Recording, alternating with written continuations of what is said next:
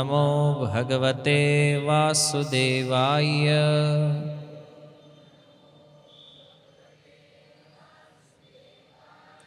ઓમ નમો ભગવતે વાસુદેવાય.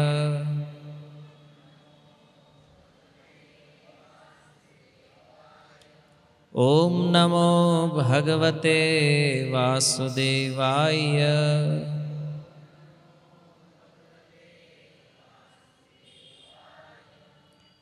હરે કૃષ્ણ. સ્વાગતમ ઉપસ્થિત સર્વ વૈષ્ણવજન શ્રોતાગણ એવં મહાનુભાવ. આજે એક વિશેષ કાર્યક્રમ આપણે અહીંયા રાખ્યો છે.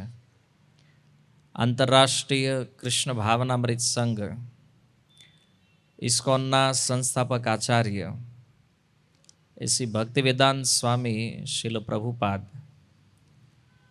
અને એમના કૃપાપાત્ર શિષ્ય વર્ગ જે છે એમાંના એક વિશેષ શિષ્ય પ્રભુપાદજીના એક વિશેષ કૃપાપાત્ર જેને કહેવાય પરમ પૂજ્ય ગોપાલકૃષ્ણ ગોસ્વામી મહારાજ એનું 5 મે જેમનું ભગવત ધામ પ્રયાણ થયું છે, તો એમના નિમિત્ત આ સત્સંગ કાર્યક્રમ આજે આપણે કરવાનો છે. એમના વિષયમાં આપણે એમના જીવનની કંઈક પ્રેરણાઓને ગ્રહણ કરવાનો પ્રયાસ કરશું. તો જો શાસ્ત્રમાં ગુરુની અનંત મહિમા છે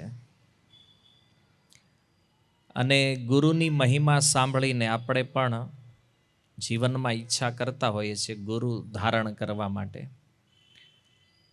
અને આ સારું પણ છે. પણ એક વાત વિશેષ એ છે કે ગુરુ એની સાથેનો સંબંધ સૌથી મહત્વપૂર્ણ છે. ગુરુ મળ્યા, દીક્ષા મળી, આટલું પૂરતું નથી.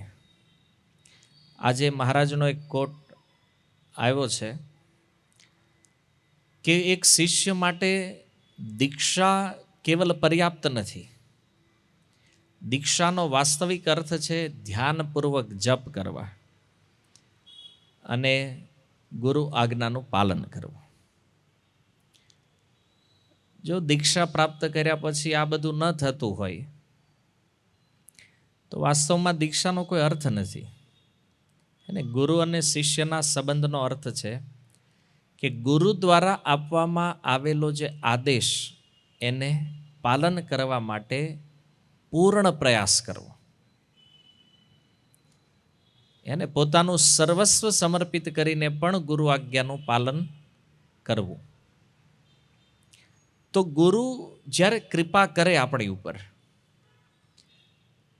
તો ગુરુની કૃપાથી જ ભગવાનની કૃપા પ્રાપ્ત થાય છે.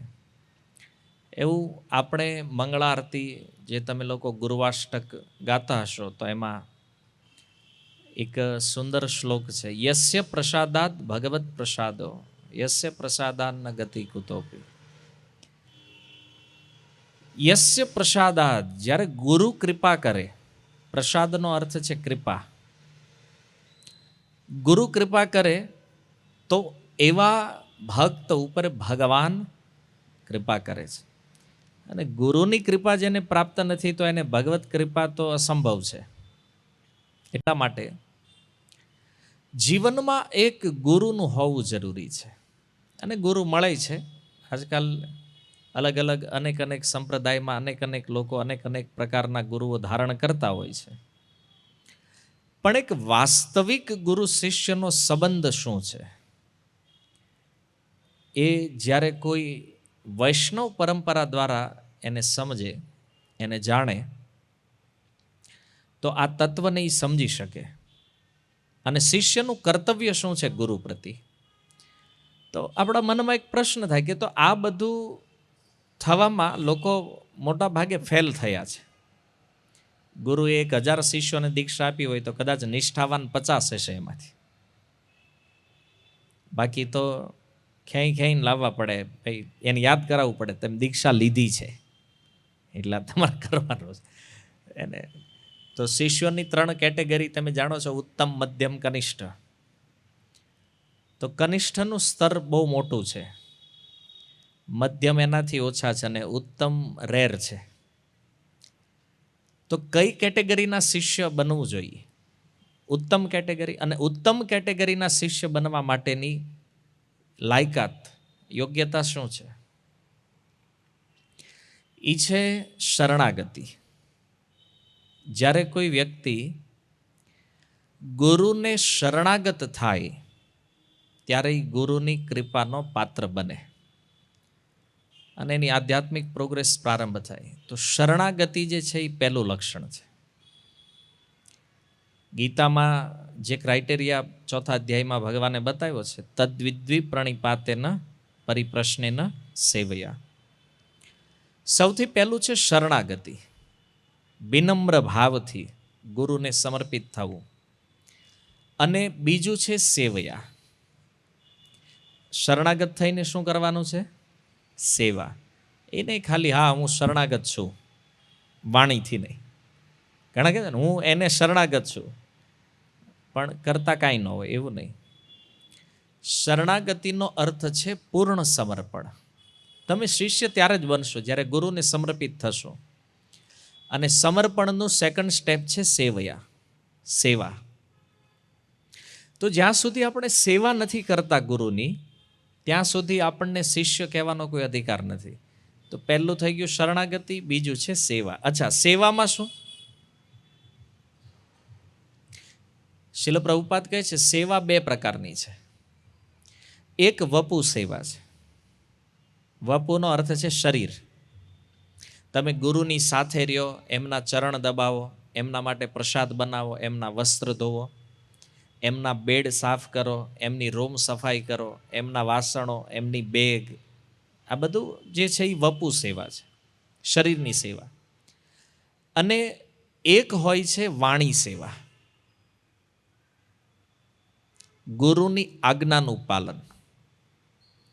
ગુરુ જે કહે છે એ કરવાનું. તો આ બંનેમાં શ્રેષ્ઠ સેવા કઈ છે?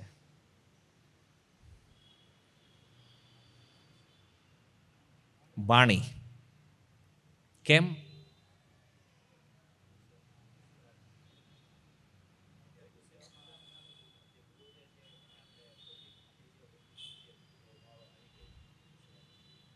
ઓકે, એક રીઝન છે કે વપુ સેવામાં ગુરુની અંદર મર્ત્ય બુદ્ધિ થાય, જે છે કે ગુરુને સામાન્ય વ્યક્તિ સમજવા.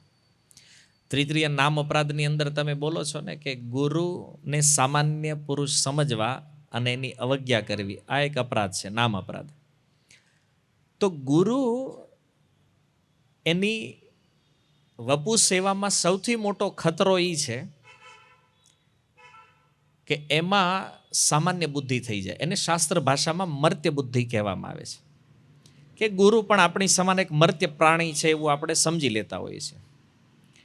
કારણ કે આમ પહેલાં શરૂમાં તો દીક્ષા થાય તો એમ લાગે ના ના ગુરુ બહુ મહાન છે, આપણે કાંઈ નથી. પણ આમ નજીક જાય તો એમ લાગે એટલે આમાં આપણામાં કંઈ જાજો ફેર નથી, કે આ બધું આપણી જેવું જ લાગે છે, એવું થાય ને. એમ તમે જો વૈષ્ણવો પણ આ સ્થિતિ છે. વૈષ્ણવ પણ વાસ્તવમાં સામાન્ય નથી.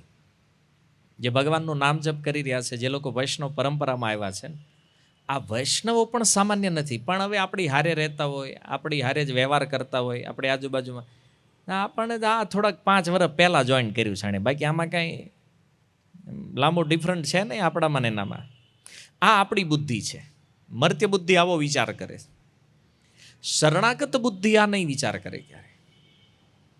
પણ જેમાં શરણાગતિ નથી ને, તો એને પોતાનાથી સિનિયર શ્રેષ્ઠ જે વૈષ્ણવો છે, ભક્તો છે, ગુરુજનો છે, એમાં આવો ભાવ થાય કે આ બરાબર નથી, આમાં આપણામાં કંઈ ફરક નથી.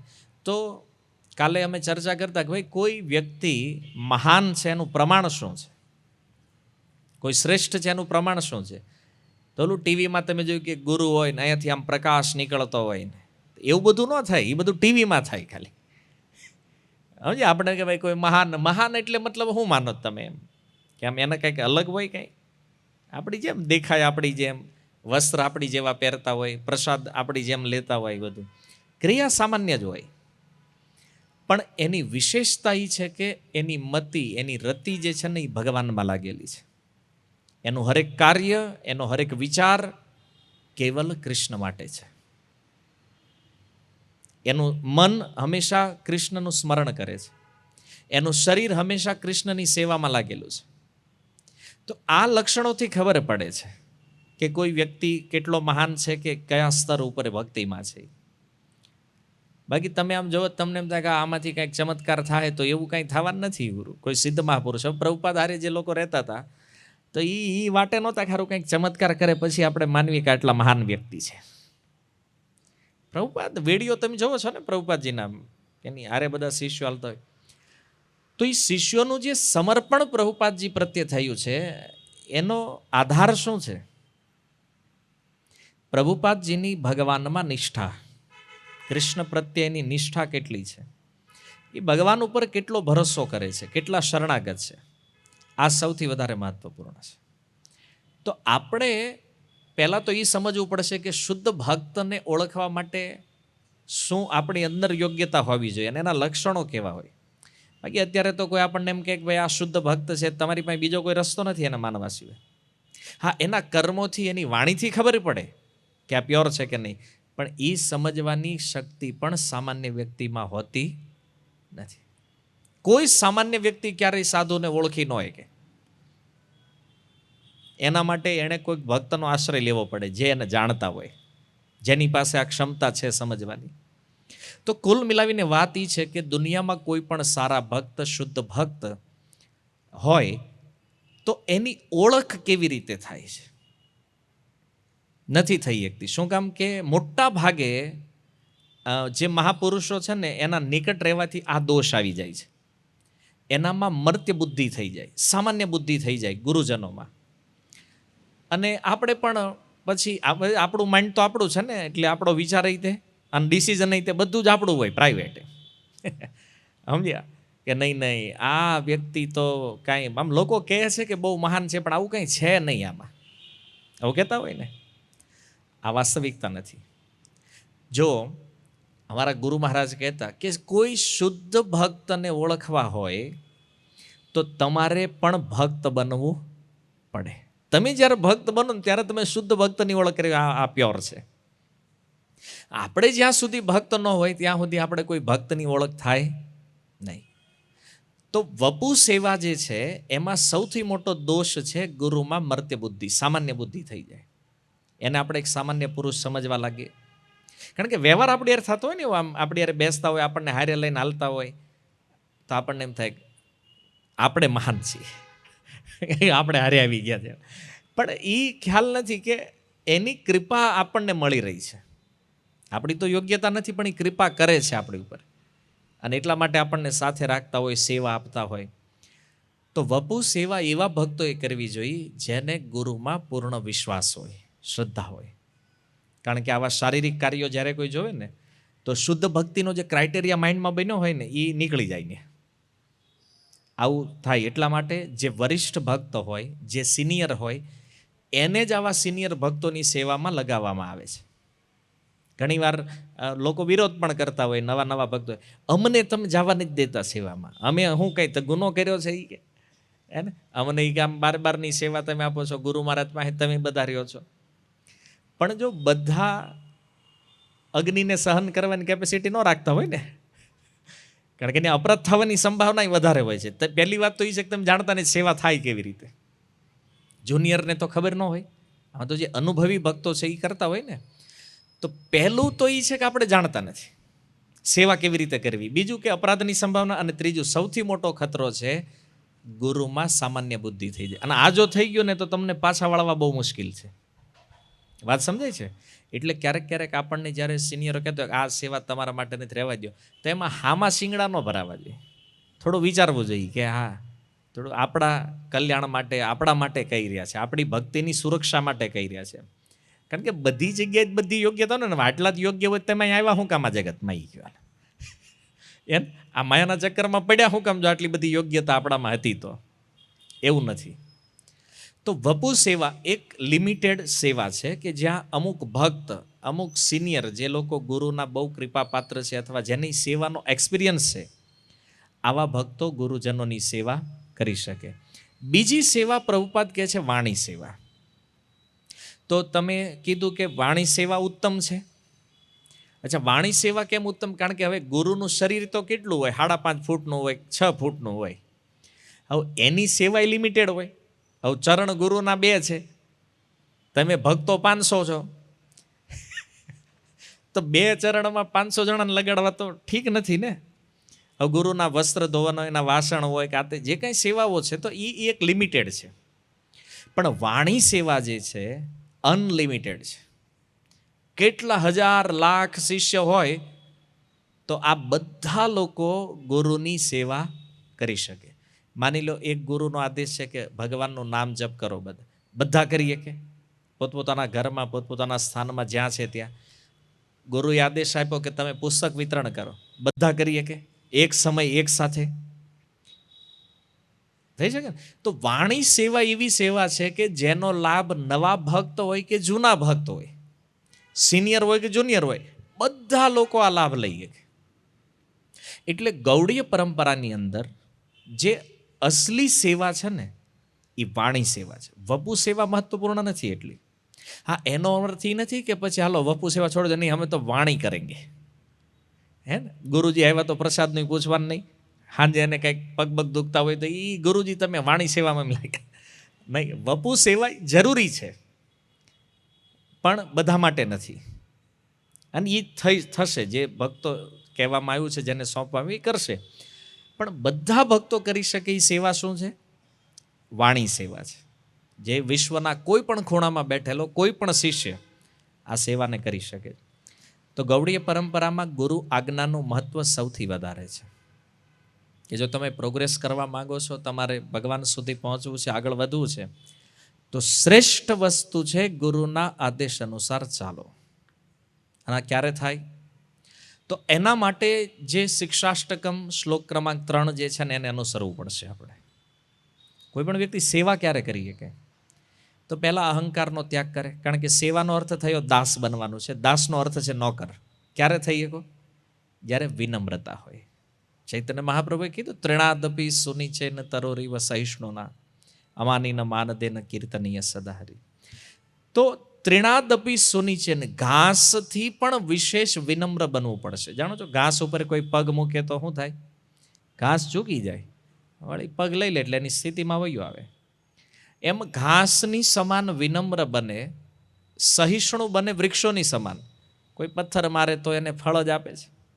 એમ કોઈ આપણી પ્રશંસા કરે કે કોઈ અપમાન કરે, આપણે તો એના માટે સારો જ પ્રતિભાવ આપવો જોઈએ. અમાની, પોતાના સન્માનની ઈચ્છા છોડીને માન દેન, અન્ય જે વૈષ્ણવો છે, ભક્તો છે, એને સન્માન આપો, તો તમે હંમેશા માટે ભગવાનના નામનું કીર્તન કરી શકો. કીર્તનીય સદારી, કન્ટિન્યુઅસ કૃષ્ણ કીર્તન કરવું છે તો પછી આપણે આ ક્રાઇટેરિયાને ફોલો કરવો પડે. તો સેવા પણ એ જ કરીએ કે જે વિનમ્ર હોય. અહંકાર હોય જાય તો એ સેવામાં નહીં રહે. એ તો ભાઈ કરે છે ને બધા, આપણે શું જરૂર છે ભાઈ ખોટું ન્યા તૂટવું? એ કે આ બધા ભાવ આવતા હોય ને, આ બધા ભાષા તો આપણે જાણીએ છીએ. તો આવી બધી વાતો જે કરતા હોય ને એનો અર્થ એ કે આ હજી ભક્ત નથી. ભાષાથી એક વૈષ્ણવનો પરિચય એની વાણી છે. બોલે એનાથી ખબર પડી જાય લેવલ ક્યાં છે. સમજ્યા? ભાષા બતાવી દે કે હજી કેટલોક ભગત થયો છે. બહારથી ભલે જે દેખાતું હોય પણ અંદર આંતરિક ભક્તિ શું છે. તો એવું વાણી સેવાનું જે મહત્વપૂર્ણ એક વિશેષ પ્રભુપાદજીએ મહત્વ બતાવ્યું છે જેનું, તો વાણી સેવા જે છે ને આનાથી ફાયદો શું છે? ચાલો, એક તો આપણે જોયું કે વાણી અને વપુ 2 સેવા છે. એમાં વાણી સેવા શ્રેષ્ઠ છે. વાણી સેવાનો ફાયદો છે અપરાધની સંભાવના ઓછી છે અને બધા લોકો કરી શકે. પણ વાણી સેવાનું ફળ શું છે? કોઈ વ્યક્તિ ગુરુની આજ્ઞા પાલન કરે તો એને મળે શું? સંગ. પ્રભુપાદજીને એમના શિષ્યો પત્ર લખતા કે પ્રભુપાદજી, તમે અમારી સાથે નથી, 2 વર્ષ થઈ ગયા, અમે તમારા દર્શન કર્યા નથી, તો વિરહ થઈ રહ્યો છે તમારો. તો પ્રભુપાદ કહેતા કે એક નિષ્કપટ શિષ્ય જ્યારે ગુરુની આજ્ઞાનું પાલન કરે તો એના ગુરુ હંમેશા એની સાથે હોય છે. તમારા ગુરુ ત્યારે તમારી સાથે નથી જ્યારે તમે ગુરુની આજ્ઞાનું પાલન કરતા નથી. જ્યાં સુધી તમે ગુરુની આજ્ઞા પાલન કરી રહ્યા છો ત્યાં સુધી તમારા ગુરુ ઓલવેઝ તમારી સાથે છે. હરેક ક્ષણ એ ક્યારેય તમારો સાથ છોડતા. ગુરુ આપણી સાથે ક્યારે નથી? જ્યારે આપણે ગુરુની આજ્ઞામાં નથી. તો પ્રભુપાદજીએ કીધું કે હું મારા ગુરુ મહારાજને મળ્યો છું કેટલી વાર? 3 થી 4 વાર મેક્સિમમ. આખા જીવનમાં ભક્તિ સિદ્ધાંત સરસ્વતી પ્રભુપાદને કેટલી વાર મળ્યા હતા? 4 થી 5 વાર. અને ટાઈમ કેટલો? 10 થી 11 કલાક. સમય આખો ગણો આ 4 મુલાકાતનો તો 11 કલાક. પણ પ્રભુપાદ કહે છે મેં આજ સુધી મારા ગુરુનો સંગ ક્યારેય ત્યાગ કર્યો નથી. કેમ? કારણ કે હું ઓલવેઝ એમની સેવામાં છું, એમની વાણી સેવામાં છું. એટલે મારા ગુરુ મહારાજ હંમેશા મારી સાથે છે અને એટલા માટે હું કાર્ય કરી રહ્યો છું. તો મૂળ સિદ્ધાંત એ છે કે જ્યાં સુધી આપણે ગુરુની આજ્ઞામાં છીએ ત્યાં સુધી ગુરુ હંમેશા આપણી સાથે છે. કેવી રીતે? પ્રભુપાદજીએ બહુ સુંદર વાત કરી કે જ્યારે આપણે ગુરુની આજ્ઞા પાલન કરતા હોઈએ ને ત્યારે આપણે ગુરુનું ચિંતન કરતા હોઈએ. સેવા કરતા પહેલાં આપણે ગુરુથી પ્રાર્થના કરી, ગુરુનું સ્મરણ ચિંતન કરીએ તો એક વિચાર એ છે કે જ્યારે આપણે ગુરુનું ચિંતન કરીએ છીએ સેમ ટાઈમ ગુરુ શિષ્યનું ચિંતન કરે છે જ્યારે એ સેવામાં છે. તો વ્યવહાર બે સાઈડથી હાલે છે. એ યથા મામ પ્રપદ્યંતે. જેમ ભક્ત અને ભગવાનનો વ્યવહાર છે ને એવો જ ભક્ત અને ગુરુનો વ્યવહાર છે. તો ગુરુ સાથે નથી. અને જુઓ, શારીરિક રૂપમાં ગુરુ આ પૃથ્વી ઉપર વિદ્યમાન હોય ત્યારે પણ આપણી સાથે નથી. માનો કે આપણે અહીંયા બેઠા છીએ, ગુરુ ક્યાંક વૃંદાવનમાં છે, માયાપુરમાં છે કે કોઈ અલગ અલગ સ્થાનોમાં હોય વિશ્વમાં ક્યાંય પણ, ફિઝિકલ રૂપમાં તો સાથે નથી ને ઓલવેઝ. અને માની લો ગુરુનું શરીર પૂરું થયું છે, ગુરુ ભગવત ધામ ગયા છે ત્યારે પણ સાથે નથી. તો શિષ્યનું કર્તવ્ય શું છે? કે ગુરુ જીવિત અવસ્થામાં હોય કે શરીર ત્યાગ કર્યો હોય, શિષ્યનું એકમાત્ર કર્તવ્ય છે ગુરુની આજ્ઞાનું પાલન. કારણ કે એના માટે તો સંગ આ જ છે. આજ ગુરુ જીવિત પણ હોય તો તમે સંગ લ્યો છો કેટલી વાર? મળો કેટલી વાર? વર્ષમાં 1 વાર, અમુક વર્ષમાં 2 વાર, કોઈ 2 વર્ષમાં 1 વાર છે ને. તો સંગ લેવાનું અસલી માધ્યમ શું છે? વાણી સેવા છે. સમજમાં આવ્યું? હવે તમે વિચારો કે આ વાણી સેવાનું સાક્ષાત સ્વરૂપ જે છે ને એ પ્રભુપાદજીના વર્તમાન શિષ્યો છે. કે ગુરુની વાણી સેવા કેવી રીતે કરી શકાય? આજે તમે જો શીલ પ્રભુપાદ ભગવતધામ ગયા એને લગભગ 50 વર્ષથી વધારે સમય થયો છે. થયા જ એટલા. તો પ્રભુપાદજીએ ભગવતધામ પ્રયાણ કર્યું 1977. આજે હાલે છે 2024. આજે પણ એમના શિષ્યો એટલા ઉત્સાહથી એમના ગુરુથી જે આજ્ઞા પ્રાપ્ત થઈ છે એ પ્રમાણે પ્રચાર કરી રહ્યા છે. એટલા જ ઉત્સાહથી. જુઓ ઇસ્કોન કેટલું વિસ્તરી રહ્યું છે આખા વિશ્વમાં. તો આપણને એક થાય ને કે 50 વર્ષનો સમય ગુરુ નથી હારે, આપણે દેખાય અને શિષ્યો કાર્ય કરી રહ્યા છે. ઇસ્કોન વિસ્તરી રહ્યું છે અને સફળતાપૂર્વક વિસ્તરી રહ્યું છે. તો આનું કારણ શું છે? વાણી સેવા. જે પ્રભુપાદજીનું ઇન્સ્ટ્રક્શન મળ્યું છે એમને, જે ગાઈડન્સ પ્રભુપાદજીથી મળ્યું છે એમને, એ લોકો આજે પણ એ જ ગાઈડન્સ ઉપર ચાલી રહ્યા છે, ગુરુની વાણી સેવા કરી રહ્યા છે. પ્રભુપાદજીએ કીધું છે આ કરવાનું તો કરવાનું છે. તો આ એક મહત્વપૂર્ણ આપણી માટે એક્ઝામ્પલ છે કે ગુરુની શરણાગત થઈ અને આપણે સેવા કેવી રીતે કરી શકીએ. તો પરમ પૂજ્ય ગોપાલકૃષ્ણ ગોસ્વામી મહારાજ એનું એક જીવતું જાગતું ઉદાહરણ છે. તમે જુઓ, મહારાજ આજ વર્તમાન ભારતનું કેપિટલ દિલ્હી 1944માં એમનો જન્મ થયેલો, ભારતની આઝાદી પૂર્વ, અને બહુ સંપન્ન પરિવારમાં જન્મ થયેલો એમનો. એક ભાઈ હતા, 2 બહેનો, અને બહુ મોર્ડન ફેમિલી કહી શકાય એ જમાનાનું. આજે કોઈ હોય ને અલ્ટ્રા મોર્ડન ફેમિલીઓ, એવું સુખી સંપન્ન પરી, પણ વૈષ્ણવ ભક્ત તો ખરા. અને ત્યારબાદ ઉચ્ચ અભ્યાસ માટે એમને વિદેશ મોકલવામાં આવ્યા. ફ્રાન્સ, કેનેડામાં મહારાજે અભ્યાસ કરી અને MBA ડિગ્રી પ્રાપ્ત કરી. ડબલ MBA હતા મહારાજ. એટલે હું તમને વાત કરું તો આજથી 50 વર્ષ પહેલાં મહારાજ ડબલ MBA હતા. અત્યારે આપણે ડિગ્રીની વેલ્યુ આવી આપણા સમાજમાં. હવે તમે સમજો કે 50 વર્ષ પહેલાં જે વ્યક્તિ ડબલ MBA થયેલા છે તો કેટલું હાયર એજ્યુકેશન મટીરિયલ લેવલ ઉપર કેટલી હાયર સ્થિતિમાં હશે. અને મહારાજની જો એજ્યુકેશન ક્વોલિફિકેશન હતી જેના આધાર ઉપર એ પેપ્સીકોલાના મેનેજર બન્યા. પેપ્સીકોલા કંપની છે એમના મેનેજર હતા. તો આટલી મોટી પોસ્ટ. અને કેનેડાની અંદર શીલ પ્રભુપાદ સાથે મુલાકાત થઈ વેન્કોવરમાં પહેલી. અને પ્રભુપાદજીનો સંગ લગાતાર 3 મહિના સુધી એમને થયો, જે પ્રભુપાદજીના પ્રવચનોથી પ્રભાવિત થઈ અને પહેલા જ લેક્ચરમાં નક્કી કર્યું તો શરણાગતિ પ્રભુપાદજીની લેવી છે. અને એ શરણાગતિ લીધી, એમને દીક્ષા પ્રાપ્ત થઈ. અને એવું સમર્પણ પ્રભુપાદ પ્રત્યે એમનું હતું કે એમનો એક દાખલો હું તમને આપું કે મહારાજને જે મંથલી સેલરી મળતી, ગૃહસ્થ હતા, તો જે મંથલી સેલરી મળતી એ પ્રભુપાદને આપી દેતા. આખો પગાર કોના હાથમાં? પ્રભુપાદજી. અને પ્રભુપાદજીની પાસેથી પૈસા લેવાના, ઘર ચલાવવા જે ખર્ચ જરૂર પડે ને એ પ્રભુપાદજી પાસેથી લેતા. વિચાર કરો, આવો શિષ્ય ક્યાંય જોયો છે તમે આજ સુધીમાં? હે ને? આવું સમર્પણ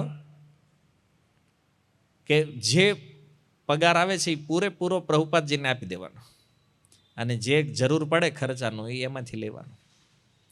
અને આવી નિષ્ઠા એમની જોઈ પ્રભુપાદજીએ એમને GBC બનાવ્યા. ત્યારે મહારાજ ગૃહસ્થ હતા, GBC બન્યા. અને સમર્પણ ભાવના એવી હતી કે પ્રભુપાદજીએ ઓળખ્યા, કારણ કે એ તો શુદ્ધ ગુરુ છે. એમણે ઓળખ થઈ કે આ વાસ્તવમાં હીરો છે અને આ ઇસ્કોનને બહુ આગળ લઈ જઈ શકે એમ છે. પ્રભુપાદજીએ ઘડિયાળ પહેરતા, રોલેક્સ. આજે કોઈની પાસે હોય તો ડિમાન્ડ કેવી હોય ખબર છે ને, રોલેક્સ ઘડી. પ્રભુપાદજીએ એ ઘડિયાળ મહારાજને ગિફ્ટ કરેલી. એટલે આના ઉપરથી આપણે સમજી શકાય કે પ્રભુપાદજીને કેટલો વિશ્વાસ હતો એમની ઉપર. અને જ્યારથી એમણે ઇસ્કોન મેનેજમેન્ટની અંદર મહારાજ આવ્યા, એટલું સુંદર રીતે મેનેજમેન્ટ કર્યું એમણે આ સંસ્થાનું કે એવું કહી શકાય કે એમના જેવો મેનેજર આજે વર્લ્ડ લેવલમાં ક્યાંય નથી. જે પ્રમાણે આખા ઇસ્કોન વર્લ્ડ વાઇડ, મારા તો એશિયાના GBC હતા, પહેલાં ભારતના આખા, પછી આખા એશિયાના, પણ વર્લ્ડમાં એમના જેવો લીડર નથી ઓલ ઓવર ઇસ્કોનની અંદર કોઈ. કારણ કે મહારાજનું કોઈ એક સેવામાં નામ નથી. એ GBC હતા, બ્યુરો ચેરમેન હતા, BBTEના ચેરમેન હતા, પછી ભક્ત, ન્યૂ ભક્ત, બ્રહ્મચારી, આ જે ડિપાર્ટમેન્ટ જેટલી વિંગ, લગભગ વિંગના હેડ હતા. અને બધું જ એટેન્ડ કરવાનું, બધાની કમ્પ્લેન સાંભળવાની, બધાના પ્રોબ્લેમ સાંભળવાના, વર્લ્ડ વાઇડ. તમે એક કંપનીના મેનેજર હોય તો સાંજે થાકી જાવ આખી કંપનીમાં, થાય ને. વર્લ્ડ વાઇડ કોલ આવે. 2 મોબાઈલ રાખતા મહારાજ, હંમેશા ચાલુ જ હોય ફોન. ગમે ત્યારે એને તમે મળવા જાઓ, મારો તો અનુભવ છે, એની ટાઈમ એમના રૂમમાં એન્ટર થઈએ, ક્યાંક ને ક્યાંક મીટિંગ, કોઈનું પ્રોબ્લેમ, અને સોલ્યુશન એને જ દેવાનું હોય. પણ મહારાજ એવી રીતે કોઈ પણ સમસ્યાઓને સુલઝાવતા કે જેનાથી હંમેશા ભક્તો કૃષ્ણની સેવામાં લાગેલા રહે. એમનું એક જ સૂત્ર હતું કે ઇસ્કોનમાં ઓનલી ઇનકમિંગ, નો આઉટ ગોઈંગ. ભગત આવવો જોઈએ, જાવો. ગમે એટલી મોટી ભૂલ કરે કોઈ, ગમે એટલી મોટું કાંડ કર્યો હોય તો મહારાજ એને સમજાવે, હવે તું આવું નહીં કરતો, ફરીથી ભક્તોએ આવું ના કરવું જોઈએ. એવું નહીં ખાલી તું અહીંથી જવા દે. આપણે તો ગરમ લોહી હોય કે હાલે આવતો નહીં બીજી વાર આવે, કોઈ આમ તેમ કરે આવું કહી દઈએ આપણે. પણ મહારાજનું એક સૂત્ર નક્કી હતું, નો આઉટ, ક્યારેય કોઈને આઉટ કરવાના નહીં. અને જેના કારણે એમના પ્રેમાળ સ્વભાવના કારણે એટલા શિષ્યો, એટલા લોકો ઇસ્કોનથી એટ્રેક્ટ થયા અને આ ભક્તિ માર્ગની અંદર લાગ્યા. અને સૌથી મોટી વિશેષતા હતી એમની એ છે ટેમ્પલ કન્સ્ટ્રક્શન. જે સ્પીડે મંદિરો બનાવતા, પ્રભુપાદ પછી કોઈ સ્પીડથી જો મંદિર બનાવવાનો રેકોર્ડ હોય ને તો એ મહારાજના નામ ઉપર છે. મને જ્યાં સુધી સ્મરણ છે લગભગ 200 મંદિર એમણે નિર્માણ કર્યા છે. કેટલા? 200 મંદિર. અને કોઈ નાના નહીં, વિશાળ ભવ્ય મંદિરો. તો માસ્ટરી હતી અને વાસ્તવમાં સેવામાં માસ્ટર. ને આટલું બિઝી મેનેજમેન્ટ શિડ્યુલ રહેવા છતાં સાધનામાં કોઈ કમી ક્યાંય પણ તમારે જોવાનું કે પરમ પૂજ્ય ગોપાલકૃષ્ણ મહારાજ જે ટેમ્પલમાં હોય એટલે ઓલ્ટરમાં સવારે 4:30 વાગે એ જ ઊભા હોય ભગવાનની સામે આરતીમાં. આ એમનો, અને કોઈ એવું ન કહીએ કે એક દિવસે એમણે છૂટી લીધી છે મંગળ આરતીમાં. આ બીમાર હોય, હોસ્પિટલમાં એડમિટ હોય ત્યારે જે રજા પડી, જ્યાં સુધી મહારાજ મંદિરમાં હોય મંગળ આરતી મહારાજ જ કરે. અને એમની પાસે એક સુંદર ગૌરનીતાય છે, અને જે ગૌરનીતાયની સેવા પણ મહારાજ પોતે કરતા. તો સવારનું મોર્નિંગ શેડ્યુલ, આ મંગળ આરતી થઈ, પછી ગૌરનીતાયની સેવા, પછી આ બધા મેનેજમેન્ટના કામ શરૂ થાય. એ રાતે ક્યારે પૂરું થાય આનું કાંઈ નક્કી. તો આ વચ્ચે પ્રવચનો આપવાના, શિષ્યોને સંભાળવાના, આવું બધું કામ ચાલતું આખું. એટલે તમે જુઓ કે કેટલું વ્યસ્ત શેડ્યુલ, જે શેડ્યુલની અંદર આ લોકો હતા આ ઉંમરમાં. તો એને જોઈને આપણને એક વિચાર આવે, ખરું આ ઉંમરે આપણે શું કરતા છીએ. અને આપણને ક્યારેક આમ માથું દુખતું હોય કે આજ પ્રવચનમાં જ આવું નથી, કે આજ માથું બહુ દુખે, શરદી થઈ ગઈ હોય તો આપણે નહીં થાવતા. એને નાની એવી થોડીક તકલીફ આવે છે. આ લોકોનું જીવન જુઓ. આજે પણ પ્રભુપાદજીના જે શિષ્યો છે મોસ્ટ ઓફ બીમાર છે બધા, પણ એની સેવામાં કે ટ્રાવેલિંગમાં કોઈ પ્રકારની કમી નથી ક્યાંય. સેવા અવિરત ચાલુ છે. તો આજે ઉત્સાહ જે છે, એમના ઇન્ટરવ્યૂમાં એક પ્રશ્ન એમને પણ પૂછવામાં આવ્યો છે ને કે મહારાજ આ ઉત્સાહ તમને કેવી રીતે પ્રાપ્ત થાય છે. પ્રભુપાદજીની આજ્ઞા, હે ને, ગુરુ આજ્ઞા જે છે એ મૂક્યો. અચ્છા, પ્રભુપાદને પૂછવામાં આવ્યું હતું તમે આ ઉંમરમાં આટલા ઉત્સાહપૂર્વક આટલી સફળતા કેવી રીતે પ્રાપ્ત કરી? તો પ્રભુપાદજીનો ઉત્તર શું હતો? ગુરુ આજ્ઞા. તો જેને પોતાના ગુરુમાં વિશ્વાસ છે, સમર્પણ ભાવ છે, આવા વ્યક્તિઓ આ પ્રમાણે સેવા કરી શકે. અને જો આપણે પ્રવચન કથાઓમાં સાંભળીએ છીએ કે મૃત્યુના અંતિમ સમયમાં ભગવાનનું સ્મરણ થવું જોઈએ, જે સ્મરણના કારણે આપણે ભાગવત ધામ પ્રાપ્ત કરી શકીએ છીએ. તો મહારાજ 5 મે જ્યારે એમણે શરીર છોડ્યું છે, એ એમના ચોથા હાર્ટ એટેકના કારણે. 3 હાર્ટ એટેક ઓલરેડી પહેલાં થઈ ચૂક્યા છે. 2 કે 3 સ્ટ્રોક તો હમણાં જ આવ્યા હતા, એ છેલ્લા 3 દિવસમાં. અને આ છેલ્લો સ્ટ્રોક હતો ચોથો, જેમાં મહારાજે શરીર ત્યાગ કર્યું. પણ જો ચોથા સ્ટ્રોક પછી પણ એમણે શરીર છોડતા પહેલા એમનો શબ્દ હતો હરે કૃષ્ણ, હરે કૃષ્ણ, ભગવાન નામ સ્મરણ. તો એક સિદ્ધાંત તો ક્લિયર છે ને કે ભગવાનનું નામ લેતા લેતા જે કોઈ દેહ ત્યાગ કરે છે તો એ ભગવાનના ધામને પ્રાપ્ત કરે. વાત આપણે એ સમજવાની છે કે આવી પરિસ્થિતિ કદાચ આપણી થાય, થવાની છે. કારણ કે જે પ્રમાણે આપણે ખાઈએ પીએ છીએ, રહીએ છીએ જે સિટીમાં, આપણું તો આ જ થવાનું છે. હવે વિચારી કરો એ સમયમાં આપણે સ્મરણ કરી શકશું કે નહીં કરી શકીએ. આમ હોસ્પિટલમાં એડમિટ હોય, મહારાજનો ફોટો તમે જોયો હશે, હોસ્પિટલમાં એડમિટ હતા. એવી સ્થિતિમાં પણ ભગવાનનું સ્મરણ આ કેવલ ભગવાનના શુદ્ધ ભક્તો કરી શકે, બીજા કોઈથી સંભવ નથી. અને આપણે કોવિડમાં દાખલ થયા હોય તો આપણને કેમ થયું હતું એ ખબર છે ને, જે ગયા છે ને ખ્યાલ હશે. અથવા નાની એવી બીમારી આવે છે ત્યારે આપણને શરીરમાં સ્થિતિ કેવી હોય છે. પણ વિચાર કરો, હાર્ટ એટેક જેવી પરિસ્થિતિમાં પણ જે ભગવાનના સ્મરણને ભૂલ્યા નથી, એનો અર્થ એ છે કે શરીર વાસ્તવમાં એના દુઃખો સાથે, કાંઈ લેવા દેવા, કારણ કે આત્માના સ્વરૂપમાં જે સ્થિત થયા છે એને શારીરિક લેવલથી કાંઈ લેવા દેવા નથી. તો મહારાજનું આ રીતે શરીર ત્યાગ કરી અને નીકળવું આપણા માટે એક ઉદાહરણ છે કે જીવનમાં સેવા અને સ્મરણ એવું કરવું છે કે મૃત્યુ સમયે આપણી સ્થિતિ શરીરની ભલે ગમે એવી હોય પણ આપણને ભગવાનનું સ્મરણ થાય અને આપણે ભગવાનને પ્રાપ્ત કરી શકાય. તો જીવનનો સાર આ છે, જે પ્રભુપાદ કહેતા ને કે ઇસ્કોનની અંદર આપણે શા માટે આવ્યા છે? એટલા માટે કે સફળતાપૂર્વક આપણે કેવી રીતે મૃત્યુ પ્રાપ્ત કરવાનું છે, સફળતાપૂર્વક કેવી રીતે અહીંયાથી નીકળવાનું છે. આની ટ્રેનિંગ, આની આ પ્રેક્ટિસ છે. જે તમે અહીંયા આવો છો, સાંભળો છો, જપ કરો છો, ભગવાનનું નામ લેવાની ટ્રાય કરો છો ને, તો એ આપણા મૃત્યુને સફળ બનાવવા માટેની આ પ્રોસેસ છે કે અંતિમ સમયમાં પણ આપણને ભગવાનનું સ્મરણ થાય. નહીતર પરિસ્થિતિ એવી હોય, હાર્ટ એટેક થઈ ગયો હોય ને આપણે બેભાન થઈ ગયા હોય, અભ્યાસ ન હોય તો નામ ન લઈએ કંઈ થાય ને, પ્રેક્ટિસ ન હોય તો અંતઃકરણ નામ કેવી રીતે જપશે? તો ઓલી પછી આપણે બીજા શ્લોકમાં વ્યા જાઉં, યમ યમ વાપી સ્મરણ ભાવ, હે ને? પછી જે ભાવનું સ્મરણ એવું શરીર, તો કાંઈક ટ્રેક ચેન્જ થઈ જાય. જો એકબીજાની આગળ પાછળ જ છે આ શ્લોક ગીતામાં, પણ હવે આપણે જોવું છે કયા શ્લોકમાં રહેવું છે. અંતકાલે છે મામેવ કે યમ યમ વાપી સ્મરણ ભાવમ. આ અસલી પરીક્ષા છે મૃત્યુ સમયે. અને એક વિચારણી વાત એ છે કે કોઈ પણ શિષ્ય પોતાના ગુરુ પ્રતિ કેટલો સમર્પિત છે એ ત્યારે જ ખબર પડે જ્યારે એના ગુરુ અહીંથી જાય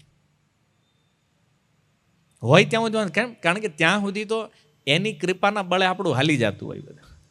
ગુરુ છે ને, તો આપણી કાંઈ પણ તકલીફ હોય, કાંઈ પણ સમસ્યા છે, ગુરુ હયાત છે તો એમાં હાલે. પણ અસલી ભાવ ત્યારે પ્રગટ થાય શરણાગત છે કે નહીં, જ્યારે ગુરુ નથી. ત્યારે ખબર પડે કે આની રિયાલિટી શું છે, વાસ્તવિકતા શું છે અને કેટલું ટકી શકે એમ છે. ગુરુ જ્યારે ન હોય તો અસલી કૃપા લાભ જે છે એ કોણે કેટલો લીધો છે એ આ સમય બહુ મહત્વપૂર્ણ છે જ્યારે ગુરુ નથી. અને એ કેટલું સમર્પણ રાખી અને સેવા કરે છે આમાં સમજાશે. તો મહારાજના જીવનમાં સમર્પણ ભાવ જે છે પ્રભુપાદ પ્રતિ, આ સૌથી શ્રેષ્ઠ છે કે અંતિમ શ્વાસ સુધી એમણે પ્રભુપાદની સેવા કરી છે. પ્રભુપાદજીમાં એક અજબ નિષ્ઠા છે મહારાજની, અને એ આપણા માટે વિચારણીય છે. મહારાજે ઇસ્કોનને જ પોતાનું જીવન સમજ્યું છે અને પોતાના જીવનનો શ્રેષ્ઠ સમય મહારાજે ઇસ્કોનને આપ્યો. ઇસ્કોનને એટલે પ્રભુપાદને, કે પ્રભુપાદ જે છે આવા મહાભાગવત વ્યક્તિનો સંગ એમને મળ્યો છે તો એમણે થોડોય વિચાર કર્યા વગર જીવન કૃષ્ણ અને પ્રભુપાદની સેવામાં સમર્પિત કરી દીધું. જો સાધુ બન્યા છે એવું નહોતું, ભૌતિક લેવલે બહુ કેપેબલ હતા, છતાં પણ ભગવાનની ભક્તિ અને ગુરુની સેવા માટે એમણે કે ને સહી, બુદ્ધિમાન માણસ એ સહી મોકો હોય ને એને પકડે. આપણે ક્યારેક કે ને ધંધામાં ચાન્સ મળ્યો પણ એ આપણે લઈ ન હોય, ક્યાંય બુદ્ધિમાન માણસો તો એ ચાન્સ પકડી લે. એમ મહારાજ બુદ્ધિમાન હતા કે એણે એ ચાન્સ પકડ્યો. આપણે જે બીજા સારું એકનો એક છું, ઘરનું કેમ થાય, શું થાય એ વિચારવાની તો આ સંઘ પ્રાપ્ત ન થાત ને. આવો વિચાર કદાચ કરવા રહ્યા હોત તો આ સંઘ મળે જ નહીં પ્રભુપાદજીનો.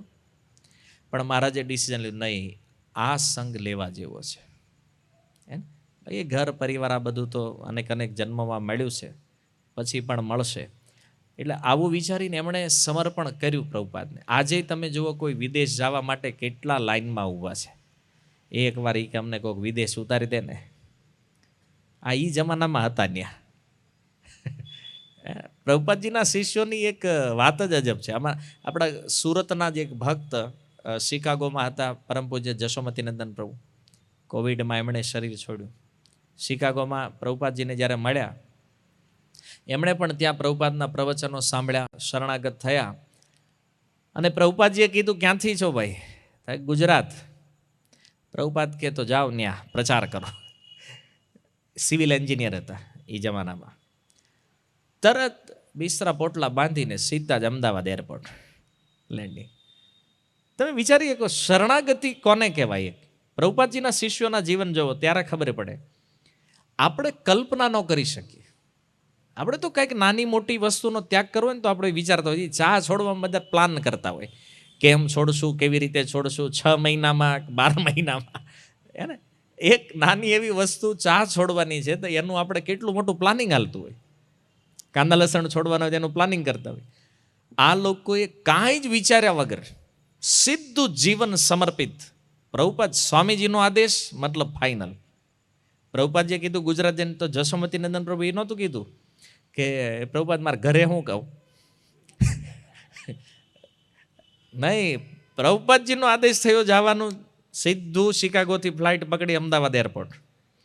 અને વિચાર કરો, એ જમાનામાં અમેરિકામાં રહેલો વ્યક્તિ શિકાગોમાં અને અહીંયા આવે છે અમદાવાદ, સાયકલ ઉપર પ્રભુપાદજીની બુક વિતરણ કરતા.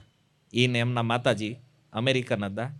બે પતિ પત્ની સાયકલ ઉપર બેહી અને પ્રભુપાદજીના ગ્રંથોનું વિતરણ અમદાવાદના રોડ ઉપર કરતા.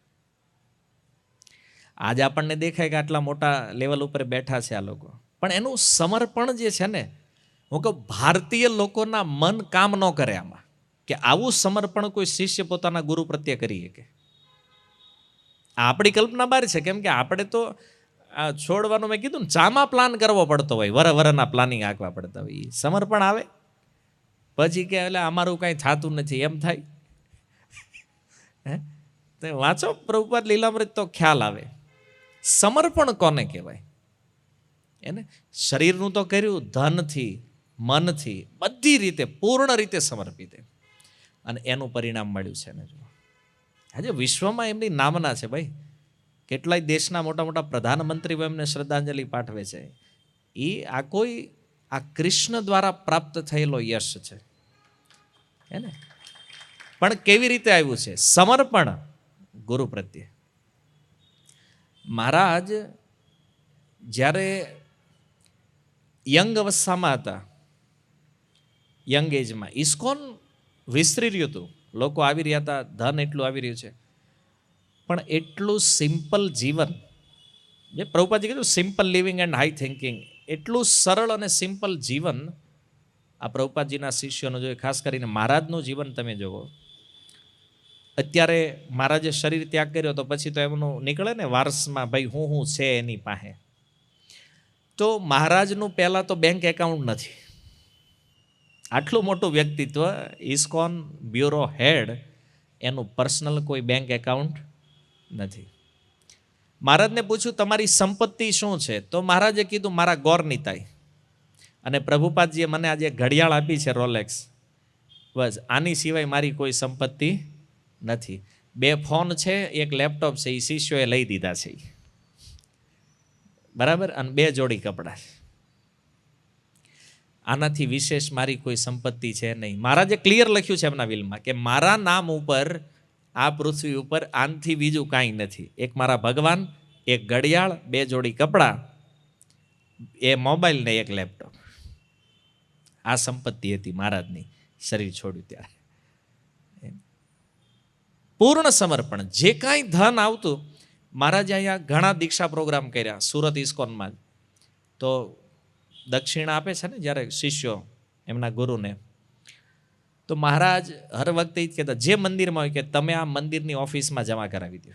તમે મહારાજને દક્ષિણા પણ આપો, 50,000 લાખ રૂપિયા દક્ષિણા આપી તમે, તો એ મહારાજ મંદિરમાં આપી દે. જે મંદિરમાં રહ્યા હોય એ મંદિરના ડોનેશન બોક્સમાં કે એની ઓફિસમાં જમા કરાવી દે.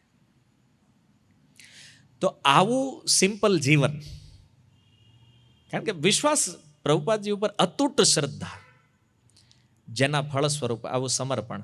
ને તમે વિચાર કરો, નાના મોટા બાવા ક્યાંક ગોતી લ્યો, એની કરોડોની સંપત્તિઓ છે ભાઈ, પોતાની પર્સનલ છે કે નથી? તો અસલી સાધુ કોને કહેવાય? એ જોવો તો તમારે ઇસ્કોનમાં પ્રભુપાદના શિષ્યોને જોવો. અને પ્રભુપાદજીએ બધા શિષ્યોને એક અલગ અલગ આજ્ઞા આપી છે, અને એ આજ્ઞાઓમાં એ લોકોએ પોતાનું જીવન સમર્પિત કરી દીધું છે. જેવી રીતે પરમ પૂજ્ય રાધા ગોવિંદ મહારાજ, તો પ્રભુપાદજી કીધું ભાગવત, તો પછી જીવન ભાગવતમાં સમર્પિત. પરમ પૂજ્ય લોકનાથ મહારાજ કીર્તન, જીવન કીર્તનમાં સમર્પિત. જે સેવા, એવું નથી બીજી સેવા નથી કરતા, પણ પ્રભુપાદજીએ જે ડાયરેક્ટ સેવા આપી છે, જે વિશેષ આજ્ઞાઓ આપી છે, એમાં એકદમ એક્યુરેટ, મતલબ 100% આપી દીધું પોતાનું એમ, જેને જે સેવા આપી. અને બધા શિષ્યો એ સેવાને પૂરા જીવનભર નિભાવી. તો જો ગુરુ આજ્ઞાનું પાલન કેવી રીતે થાય અને એની સેવા કેવી રીતે કરીએ, કે આ પ્રભુપાદજીના શિષ્યોમાં શીખવા જેવું છે. સમર્પણ ભાવ, બસ આ એક ગુણ ખાલી આવી ગયો ને, બાકી બધું ઓટોમેટિક સેટ થઈ જાય. જો પ્રભુપાદજી એને ખાલી આ જ શીખવાડીને ગયા, સેવ્યા, એને શરણાગત તો હતા જ આ લોકો. પ્રભુપાદજીએ શીખવાડ્યું સેવયા, સેવા કેવી રીતે કરાય, અને જીવન એમણે આપ્યું આ સેવાને, અને એના ફળ સ્વરૂપ આ બધા કૃષ્ણને પામ્યા છે.